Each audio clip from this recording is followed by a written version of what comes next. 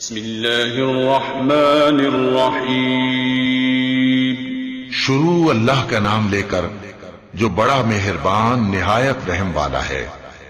اس طرح ان سے پہلے لوگوں کے پاس بھی جو پیغمبر آتا تو وہ بھی اس کو جادوگر یا دیوانہ کہتے۔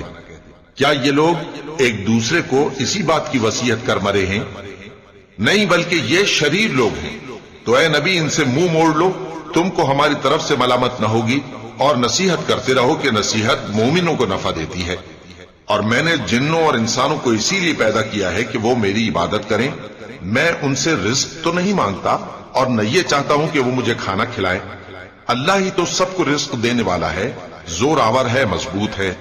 سو کچھ شک نہیں کہ ان ظالموں کے لیے بھی عذاب کی نوبت مقرر ہے، جس طرح ان کے ساتھیوں کی نوبت تھی۔